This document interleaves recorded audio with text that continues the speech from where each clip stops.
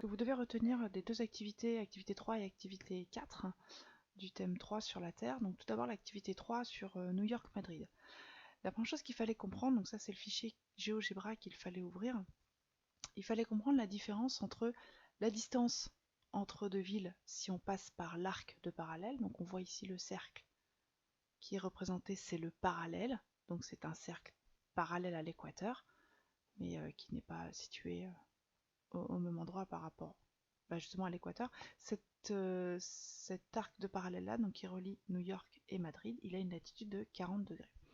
On voit que la distance ici entre les deux villes est un petit peu plus élevée que la distance minimale. Si je veux avoir la distance minimale entre les deux villes, je dois déplacer mon cercle et je dois faire correspondre en fait le centre de mon cercle qui passe par les deux villes avec le centre de la Terre. Et c'est là que je vais obtenir la distance la plus petite entre deux villes. Je vise bien. La distance la plus petite entre deux villes, c'est vraiment la distance qui va... C'est vraiment l'arc de cercle qui va relier ces deux villes, mais qui va... Le cercle va passer par le centre de la Terre. Vous voyez ici que je pars de New York pour rejoindre Madrid. Il faut que je longe la côte ici du Canada. Alors que si je reste sur le même parallèle, je suis un petit peu plus droit en fait dans l'océan. Ce qui peut nous donner des choses étranges sur la carte, parce que si on regarde sur la carte, j'ai donc la ville de New York à peu près ici. J'ai Madrid ici. Si je m'intéresse au déplacement le long du parallèle, j'ai ceci. Et la distance la plus courte en réalité, elle va donc longer cette côte nord là, du Canada et faire un arc comme ça. Alors ça paraît pas évident sur la carte à plat, parce que la carte à plat ne tient pas compte du fait que la Terre est ronde. Mais donc la distance la plus courte entre deux points sur le globe terrestre, c'est vraiment l'arc de cercle donc qui passe par ces deux villes et dont le centre est confondu avec le centre de la Terre. Et pour ça, on a fait des petits calculs dans l'activité qui nous permettaient de montrer que si on passait par le parallèle, c'était pas tout à fait correct. Ce que vous devez savoir faire, la partie un peu plus difficile que vous devez savoir faire par rapport à cette activité, c'est d'être capable de calculer justement la distance le long d'un arc de parallèle ou le long d'un arc de méridien. Donc le long d'un arc de parallèle, par exemple, la distance AB ici en vert, donc le parallèle c'est bien ce cercle-là, et pour trouver la distance AB, il faut déjà que je connaisse le périmètre de ce cercle. Et pour connaître le périmètre de ce cercle, il faut que je connaisse le rayon.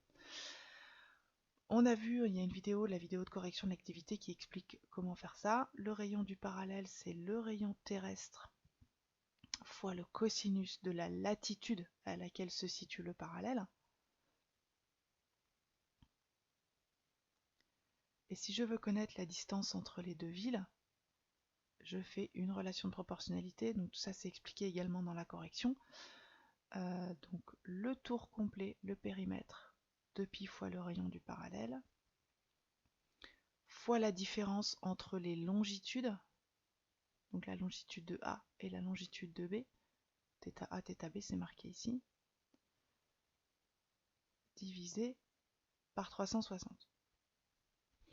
Si je veux faire pareil sur un arc de méridien, là c'est plus facile puisque le méridien, il n'y a pas besoin de calculer son périmètre, c'est le même que le périmètre de la Terre. Donc ici, la distance AB dans le cas d'un arc de méridien, c'est 2π fois le rayon de la Terre directement, fois la différence de latitude, divisé par 360. C'est la relation de proportionnalité qu'on a vue dans la correction. Alors, j'attire votre attention quand même sur la différence de latitude. Si j'ai une ville à 40 degrés nord et une ville à 20 degrés sud, la différence de latitude, c'est bien 60 degrés, 40 au nord et 20 au sud. Bien faire attention à tout ça. Voilà pour ce que vous devez retenir et surtout savoir faire de l'activité numéro 3. En ce qui concerne l'activité numéro 4 sur la Lune, il n'y a pas grand chose en fait.